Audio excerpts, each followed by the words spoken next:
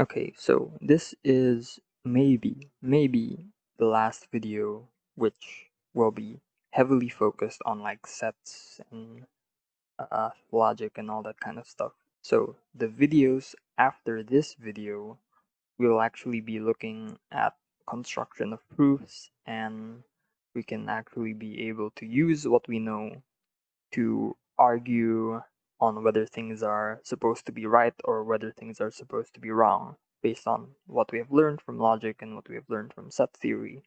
So I'd like to end things off and like this first part of the proof and logic series with a paradox. So uh, everything we've done so far, at least most of it makes sense, but right now I'm just about to change that. So the paradox, it starts with the set F, and I'm going to make it so that F is a set which consists of all sets. So it's a set of all sets, and well, what's inside of this set? Well, it's basically anything that you can come up with, anything that you can imagine. It could be a set consisting of the numbers 3 and 69 or something. It can also contain completely random stuff like a square and the letter I, and it can also contain like pi or -17. Just it's a set of all possible sets imaginable. And well, of course, that means it contains F itself, because F, it is a set, as you can see over here, so it should contain itself right there, and so on and so forth. So F is a set of all sets, and we're actually going to make F our universe of discourse. So what is the universe of discourse? Let me just remind you. That is the place where we assume our mathematical object comes from. So whenever we introduce a mathematical object, keep in mind, for this video at least, that it's going to be a set. So usually it's numbers or it's shapes, but right now we want to be dealing with sets. So that's our universe of discourse, this thing over here. So for the next part, I want you to take a look at the set F more closely. What's weird about the set F? Well, it contains itself, and that's pretty weird if you think about it. But there's nothing wrong with it as well if you think about it too.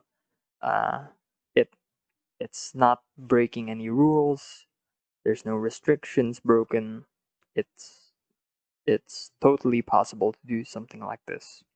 So this implies that sets can be separated into two categories. So I have sets here, and basically they can either be normal sets, or they can be sets that contain themselves. Because this is a weird set, right? Like sets don't usually contain themselves, but it's not something wrong either. Either way, we still want to try to separate normal sets from sets that contain themselves. Alright, so what's next? Next, let's introduce the set R. And I'm going to make it so that R is a set which contains mathematical objects A. And remember, our universe of discourse is this thing right here. And this implies that A itself is a set, because A came from this place, this universe of discourse. So A is a set, and we want to make it so that A is not an element of itself. So basically what this means is R is the set which contains every single normal set. Because we ensured over here that A must satisfy this property, that A must not be a part of itself.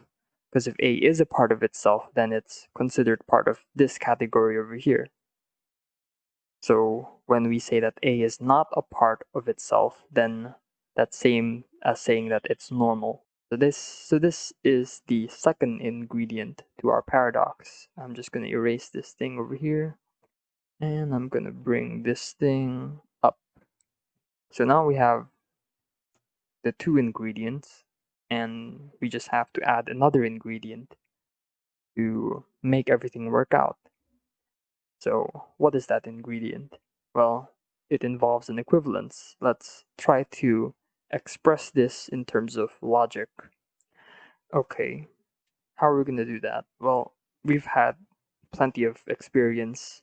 So basically, if R is a set that contains all the normal sets, then so if X is normal, in other words, if X does not contain itself, then this must mean that X is inside of R, right? Because R is the set which contains normal sets, and so if X is normal, as it is shown by this statement over here, then X is part of R. So that just makes sense. And turns out it works the other way around as well. So if X is in R, then X is normal. In other words, it does not contain itself. And that's true as well, because R is the set which contains normal sets. So if X is inside of this set, that means that X must be normal. And if X is normal, then it must not contain itself. Because that's how we defined what a normal set is. Alright, so what's the next step? Well, I think it's pretty obvious. We can write all of this down in terms of logic. That makes things easier. And that's pretty simple. It's just an if-then statement. So basically, if we convert it to an if-then statement, it'll look something like this. And of course, it's two-way, it's bidirectional. So we have an arrow going this way as well.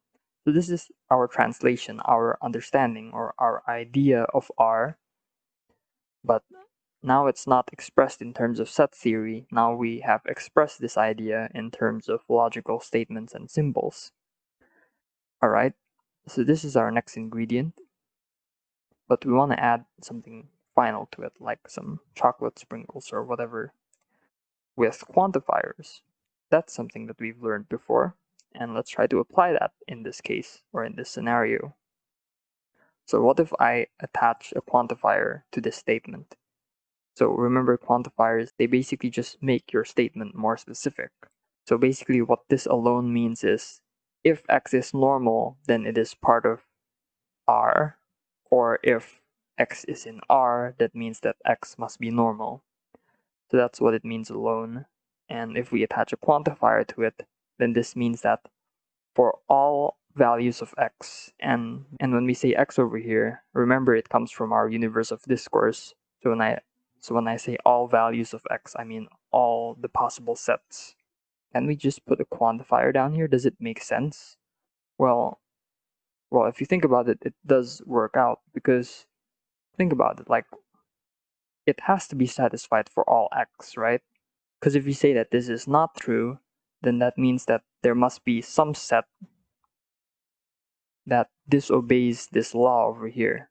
And if you think about how can that be possible? Because we constructed R to contain all the normal sets.